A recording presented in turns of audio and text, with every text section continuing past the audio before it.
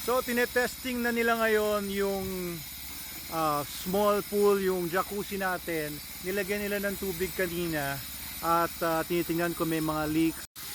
So ayan, tinetesting pa lang nila at hindi ko alam kung anong resulta ng test nila kanina. Dito sa kabila, yung pool natin ay almost tiled na lahat. Nilalagyan na rin ng mga marble chips yung mga gilid. And ayan, inaayos nila yung mga pump systems. And dito sa mga cottages natin, tuloy-tuloy ang kanilang pagpintura, pag-aayos para sa opening natin March 15. Uy, baka mahulog ka dyan. Ayan, konti na lang ang kulang sa mga cottages natin. Ayan, kinabitan na nila ng mga aircon ng ilan sa mga rooms. Ilan ay may mga pintura na. And talagang rat-rat na tayo kasi 4 days to go na lang. Monday na ngayon, Tuesday, Wednesday, Thursday, Friday. Ay 4 days to go at mag-open na Manalo Resort Hotel. Ayan si Madam Snooki. Kanina may nagpapareserve na para sa kanilang reunion, family reunion na ilan sila? 200 people, no? 200 packs for March 31. Sana matuloy yon.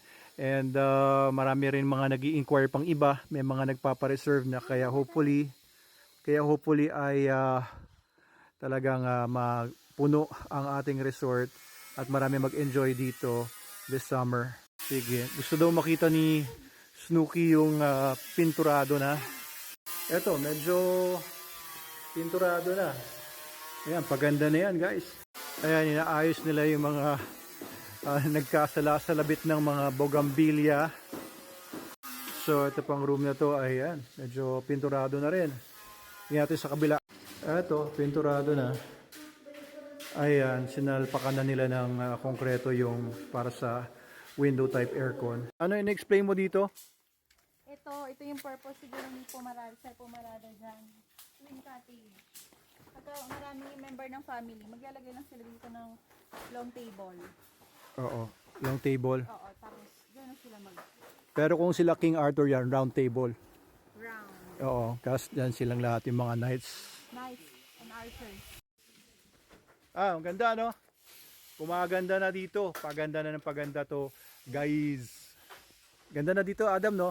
Sabi mo na sa mga kaibigan mo, mag-ipon na, ha? Benta na nila yung mga laruan nila para may pang-entrance sila. Kala ko free lang. Ikaw, free ka. Free lang kasi bata pa sila din. Ano no? Free lang. Free lang yung mga kaibigan mo? Oh, tsaka yung bata. Mayaman yung mga kaibigan mo eh. Oo, mayaman yun.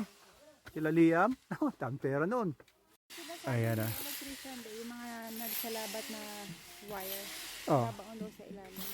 Oo. Mas maganda nakabaon sa ilalim. Basta alam lang nila kung saan nila binabaon kasi pag may nakuryente. Yun nga eh. Ayun yung mga gumagawa ng mga riffraff. Ito naman ang tinitira nila sa magiging food park natin. At ito na ang Manalo Cafe. Ayun. May konkreto na yung gitna. At dito may mga aplikante tayo mula sa iba't ibang panig ng daigdig. At mag-a-apply para sa food service. Ano ba ina-applyan nyo? Housekeeping. Ano pa? Lahat kayo? Receptionist. Ayan, sige. Sino pa pinakamagaling sa inyo? Sino kukunin namin sa inyo? Lahat kayo? Pero kung isa lang kukunin, sino sa inyo kukunin? Ha? Ikaw? Ayaw nung iba eh. Dapat gustong-gusto nyo talaga na ano pa at pinaglalaban ninyo, di ba? Sino? Sino kukunin? Ay, ikaw na lang. Oh, pasensya, alis na kayo lahat. Habang tuloy-tuloy si Sir Kevin dito sa pag-wrap ng inyong mga order sa Shopee, Lazada, TikToks. Maraming salamat sa lahat ng mga umu-order ng ating mga products sa ating mga online shops and sa mga distributors and dealers natin nationwide. Thank you sa inyo. At mukhang may planning session dito sa bandang likod ng ating mga resort managers and F&B. Anong pinagpaplanuhan nyo? Pinaplanuhan namin yung pagpunta nyo dito sa March 15. Punta kayo dito, invited kayo lahat. Komportable kayo. Sir Ivan. Decoration we handle po sa food and beverage. Yun nga po, meron po kami cafe dito. And also pasta and then clubhouse or anything Visit po kami sa March 15 po. Opening na po namin dito. See you po. Okay. Ayun, salamat. Sige, sige. Pagpatuloy ninyo ang inyong mga pinagpaplanuhan at mga dinidevise na mga plans. At dito naman sa kabilang banda ay si Sir Raymond, ang ating HR. May in-interview. Magaling ba yan, Sir Raymond? Yes sir, si Ma'am Kim po is before meron po siyang coffee shop. Oh, may coffee So, shop siya pwede dati. po siya sa- Nalugi. Ha? Nalagay po mga Kasi kalapit po ako sa... And of course, busy sila dito, kaya bubulong lang tayo. Ayan, si Miss Stephanie, si Ma'am Edna, busy. Oh, si Sir Jason, busy. Ang daming pinagsusulat. Oh, ito naman, si Sir Jukes. Oh, kung ano-anong pinagkakabit. Oh, si Miss Mikay, dalawang cellphone, hindi mapakali. Oh, si Sir Jeff, kausap ang mga distributors natin sa buong Pilipinas. Ano Sir Jeff, marami tayong benta ngayon? Si Ma'am Renalyn, naghihintay ng delivery. Sa Baguio. Oh, shout out Ma'am Renalyn sa Baguio distributor natin. Ayan. So, si Sir Jeff ang humawak ng mga distributors natin sa Pilipinas. At dito rin sa finance office, busy rin sila. Ayun si Miss Dang, sumilip. Ayun si Miss Lisa. Alis na tayo dito. Oh, ano pong pinagagawa nyo dito? Yung pinauwi ko na kayo? Ayan, sana maraming mga makinabang dito, no? Maraming magkaroon ng trabaho dito sa resort natin para socially relevant tayo at marami tayong matulungan ng mga pamilya. Pero syempre, yung mga magagaling lang dapat ang kukunin natin para, di ba, masayahan yung mga customers natin dito. Okay ba kayo dyan?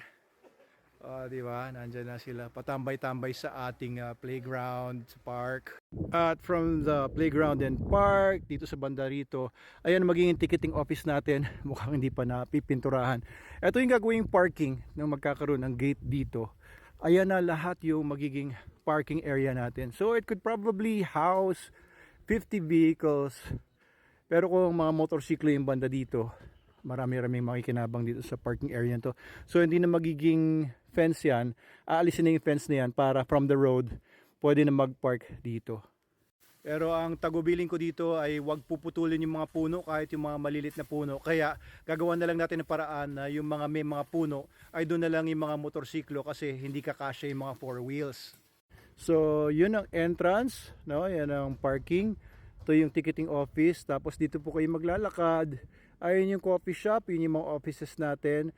Ito yung playground, nandun sa likod ng playground, yung mga swimming pool, cottages, and rooms, hotel rooms, nandun sa may bandang baba. Tapos ito po yung pavilion for mga special events. So itong pavilion natin is also undergoing rehab. Ayan, pinipinturahan po ulit nila. So obviously marami pang mga gagawin sa buong paligid until opening date ng March 15.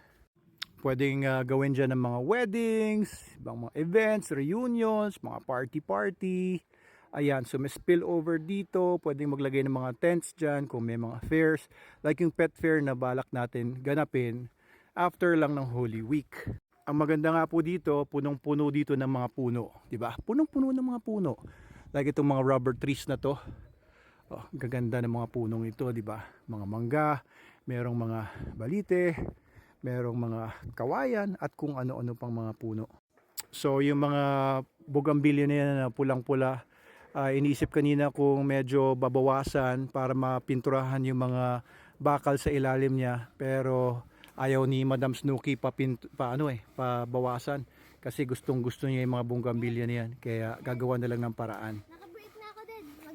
Magka-bars ulit tayo. At papakitaan daw tayo ni Adamski ng pagmamonkey bars niya. Anong nangyari? Kaya niyang abutin yung dulo. Ayan, dati hindi niya kaya to eh. Tingnan niyo mga kaibigan. Ayun, yun, abot na niya. Malapit na. Konti na lang. Don't give up.